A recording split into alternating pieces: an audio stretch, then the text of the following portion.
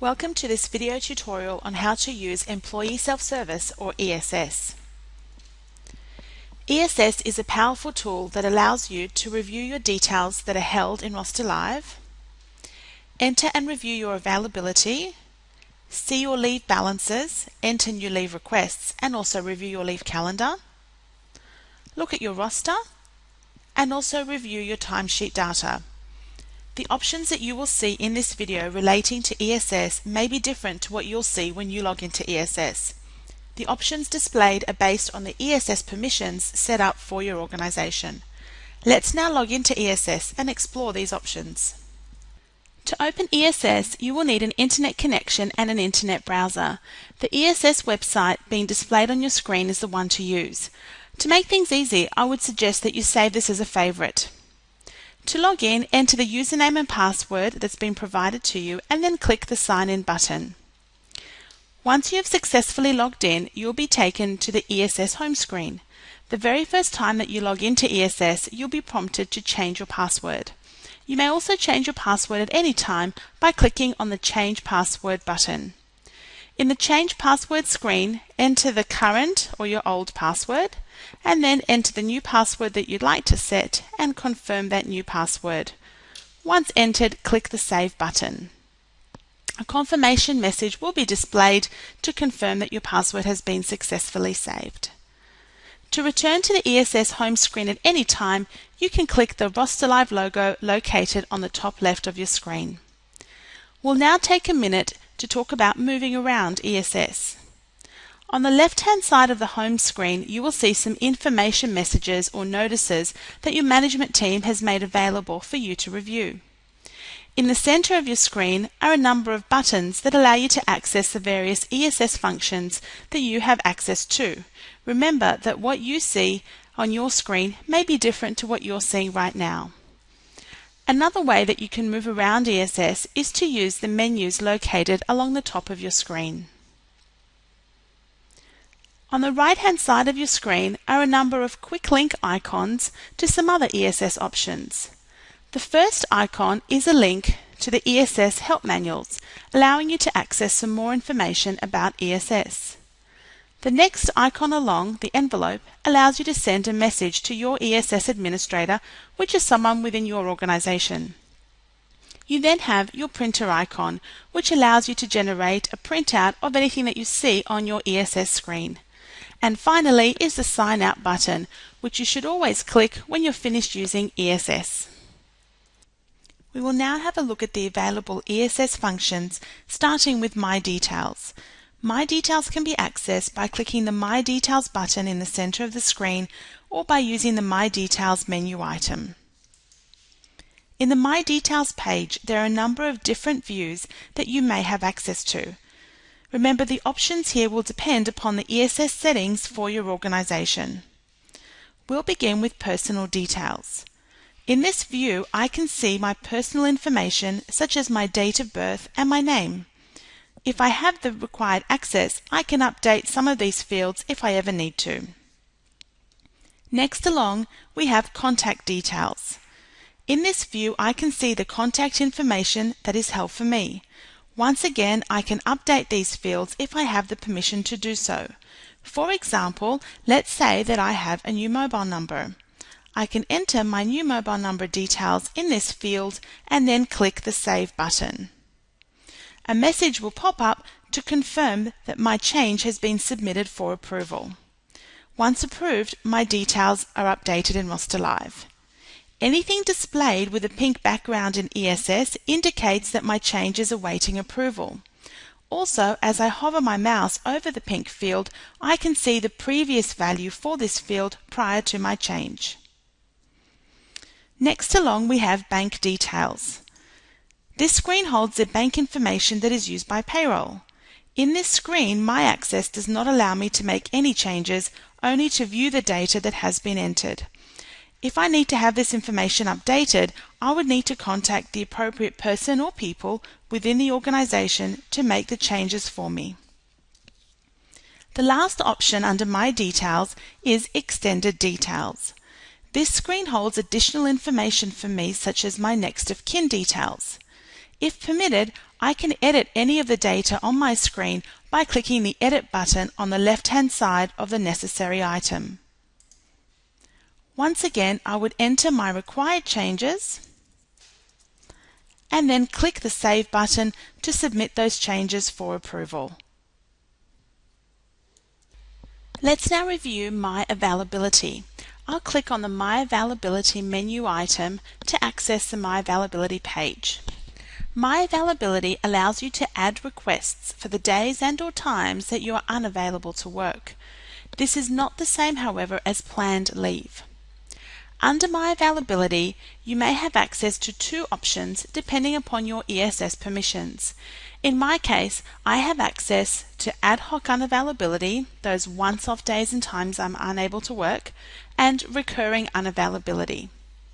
Under ad hoc unavailability, I can see that I have one request that is still pending for approval on the 28th of February. The request for the 10th of January has already been approved, as it does not have the pink background. To add another ad hoc unavailability request, we click the Add button. A pop-up screen will open, allowing you to add your requirements.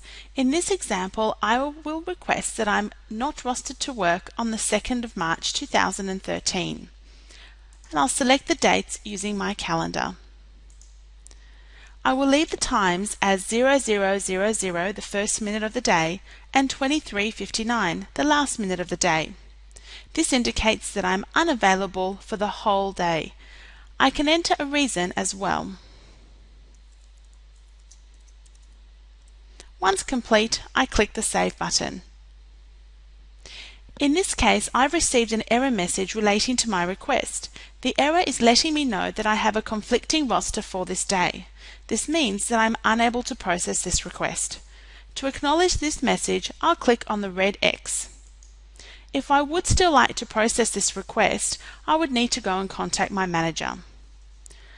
I also have access to recurring unavailability. Recurring unavailability refers to those regular days or hours that I'm unable to work. For example, I have a recurring unavailability entry on a Friday from 9 till 5:30 as I attend a lecture on that day. My permissions prevent me from entering these details myself, however, I do have access to review what has been entered for me by my manager. Using ESS, you can also review and make requests relating to planned leave. Clicking on My Leave in the menu items will open the My Leave page. Within My Leave, I may have up to 3 views available to me, once again depending on my ESS permissions. I can see that I have access to my leave calendar, leave requests, and to review my leave balances. Let's explore the leave calendar first. Within the leave calendar page, I can review my calendar for the year that I've selected on the right-hand side of my screen. By clicking the drop-down arrow, I can select to review prior years or future years. Selecting 2012, I'll be able to see the leave entries relating to that year. These entries are all color-coded to indicate their status. At the bottom of the screen is a legend that explains what the colors mean. As you can see, I have one date in pink, meaning that this leave request has been submitted for approval. Anything red indicates a declined leave request. Anything green tells me that my leave has been approved. And anything with a yellow background, such as the 30th of August, tells me that the leave has been cancelled. If I see anything with a grey background, it means that the leave request has been entered but has not been submitted for approval. It is therefore unsubmitted. Back at the top of the screen, let's select the Leave Balances view. In this view, I am able to see the balances of the various leave types that have been made available to me in ESS. In my case, access has been given only to the annual leave balance. When planning leave, it might be helpful for me to review this page prior to entering a leave request, as I'm then able to check that I have the required hours available. Now that we've reviewed our leave balance, let's enter a leave request by clicking the Leave Requests view. Within this page, you can review all past, current, and future leave requests by clicking on the arrows next to the Leave Requests heading. This will expand the view and list the entered leave requests, all color-coded to indicate their status. To enter a new leave request, click the Add button. I would like to enter a leave request for the 29th of January 2013. I'll use my calendar to help me do so.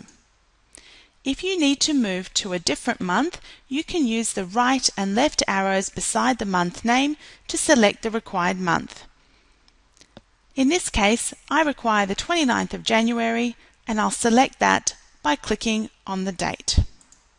And I'll do the same for the end date. If preferred, the dates can be typed in as well. Next, I'll select my approver, which is Philip Smith. I can also enter any comments for my approver if I am required to do so. I'll then click Next. In the second screen, I'll confirm my leave requirements.